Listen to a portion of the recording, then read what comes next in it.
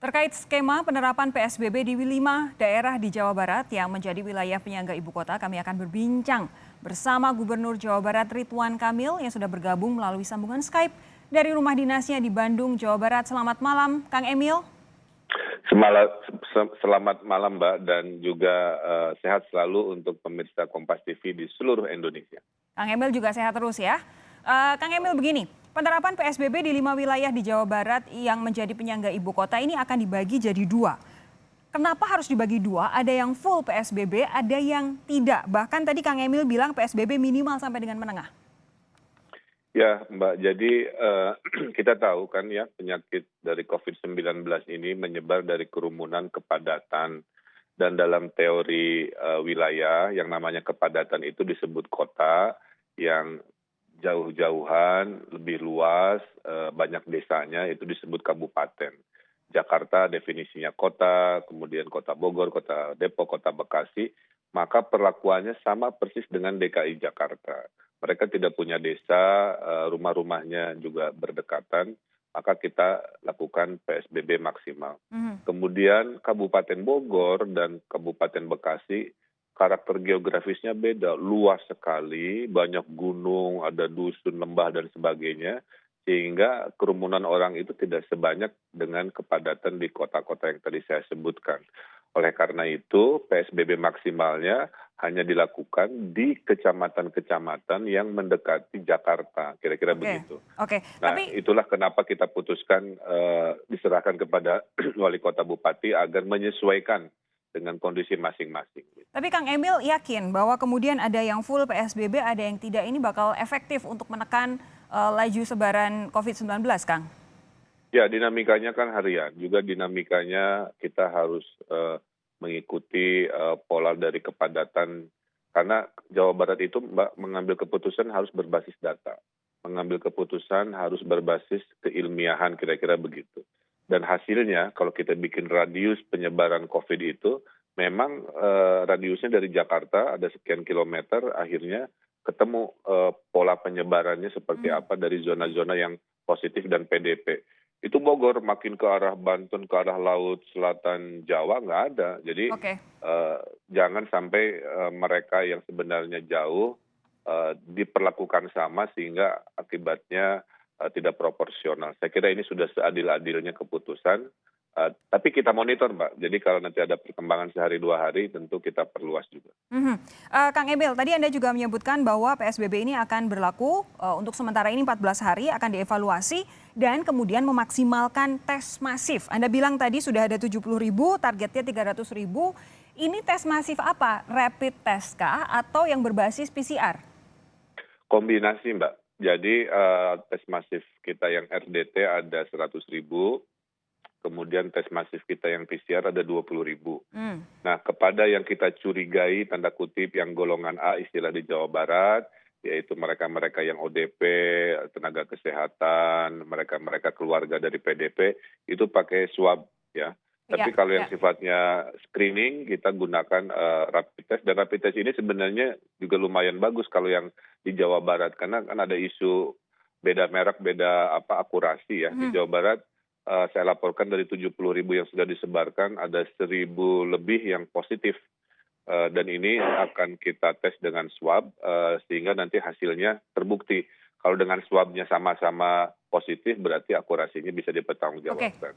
Gini Kang, kemudian kan ini masalahnya kan rapid test dan juga tes berbasis PCR memang tidak bisa dilakukan, saat ini belum bisa dilakukan dengan seluas-luasnya. Tapi adakah kemudian fokus daerah mana yang disasar untuk rapid test dan juga tes PCR?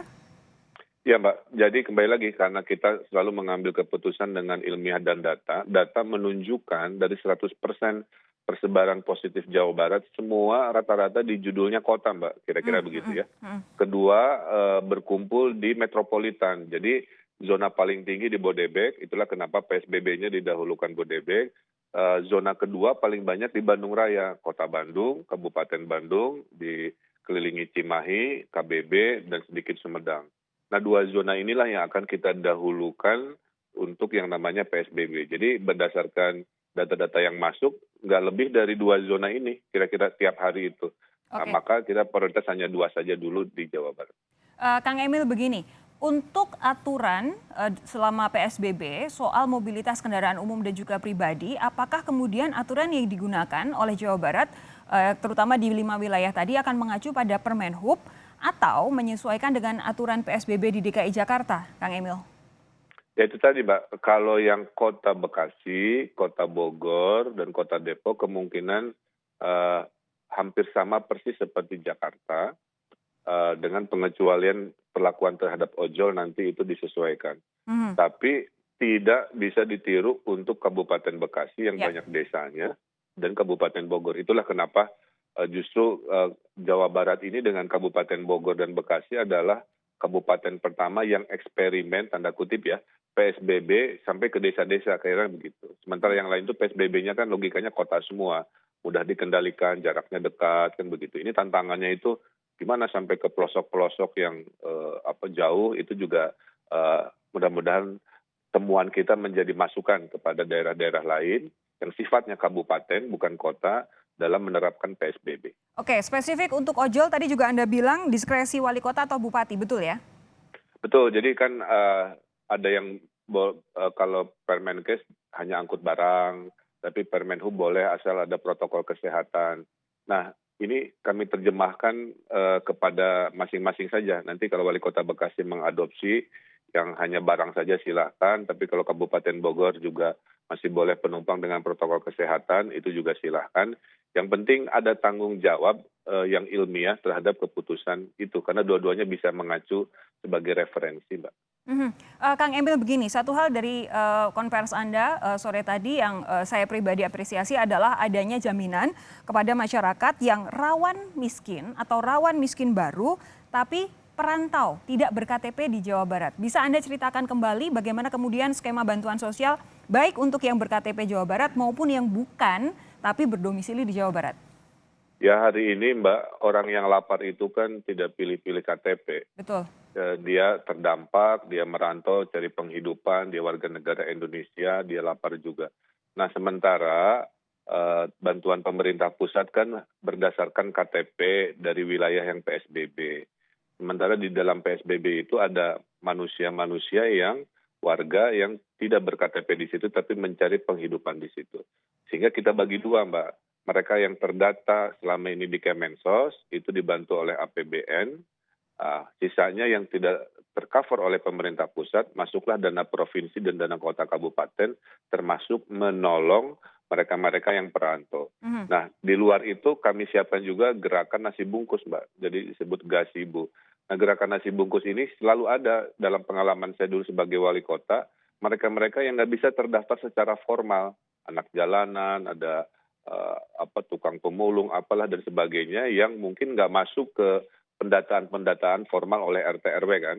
Nah jaga-jaga jumlahnya sangat banyak dan itu maka minimal mereka tidak lapar karena situasi ekonomi tidak boleh ada kegiatan.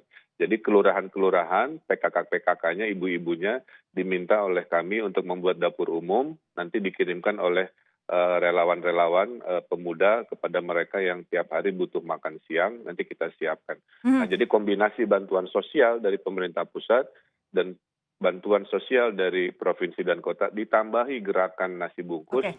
harusnya tidak ada yang kelaparan, tidak ada potensi untuk rusuh dan sebagainya karena semua urusan Tercover ya? pangannya kita penuhi dan tercover, Mbak. Oke, Kang Emil, begini, kalau di luar gerakan nasi bungkus itu tadi, bentuk bantuan sosialnya akan seperti apa? Apakah uang tunai atau bantuan berupa bahan pokok dan berapa nilainya, Kang?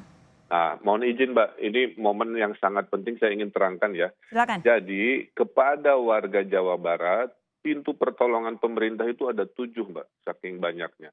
Satu namanya kartu PKH, sudah berlangsung. Dua, kalau kartu PKH nggak dapat ada kartu sembako, bantuan pangan non tunai sudah berlangsung. Ini untuk kelompok zona miskin yang existing.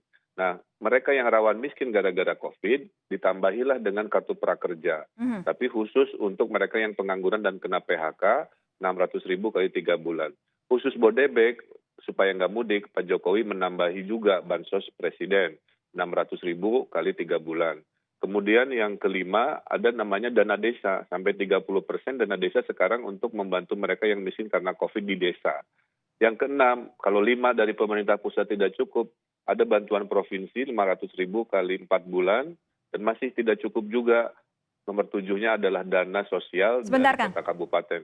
Tidak cukup ini maksudnya kalau orang yang tercover tidak cukup atau bantuan per orangnya dianggap tidak cukup sehingga ditambahi? Karena yang menjadi masalah sekarang kan berapakah yang perlu kita bantu. Ini kan Oke. melar-melar terus datanya. Ada yang tadinya hidupnya mandiri, tiba-tiba nggak bisa makan dan sebagainya. Ini tiap hari agak berubah. Yang penting di SK-kan oleh kota kabupaten, nanti kalau berlebih, nah itu ada 7 pintu tadi kira-kira begitu. Kalau sejauh ini tadi Anda bilang membengkak terus, kalau sejauh ini hari ini hitungannya ada berapa penerimanya, Kang Emil? Penerimanya di Jawa Barat itu sekitar 2 juta orang. Kemudian kita kasih spare 20% untuk para perantau-perantau yang belum terdata. Karena per kemarin yang didata itu hanya mereka-mereka yang berKTP di wilayah terdampak, yaitu 5 wilayah. Oke, 2 juta ini apakah di seluruh Jawa Barat atau di 5 daerah penyangga tadi? Di seluruh Jawa Barat. Oke, seluruh Jawa Barat. Kang Emil, waktu kita tidak terlalu banyak, tapi pertanyaan terakhir, Anda tadi juga bilang dipersiapkan PSBB untuk Bandung Raya, karena katanya zonanya juga sudah mulai memerah begitu. Sejauh ini prosesnya sudah sampai mana? Kita kan berargumentasi ke Menkes harus berbasis data ya Mbak, bahwa ada lompatan pandemi positif. Nah, Bandung baru akan rapat hari Selasa besok, kemudian surat akan kita kirim mungkin paling cepat hari Kamis. Jadi plus minus kira-kira H+7 lah setelah Bodebek, setelah kita evaluasi mungkin H+7 baru masuk Bandung. Rabu depannya lagi ya? Insya Allah kalau lancar. Oke, boleh saya ulangi lagi, berarti Selasa akan dirapatkan, surat baru akan dimasukkan ke Kementerian Kesehatan pada hari Kamis, berharapnya Rabu depannya lagi Bandung Barat sudah masuk PSBB begitu? Bandung Raya, maaf. Bandung Raya sudah masuk PSBB ya? Ya, kira-kira begitu. Oke, kami nantikan perkembangannya Kang Emil, tetap jaga kesehatan, jangan sampai sakit, kami benar-benar berharap demikian. Terima kasih sekali lagi Ridwan Kamil, Gubernur Jawa Barat sudah bergabung bersama kami di Sapa Indonesia Malam.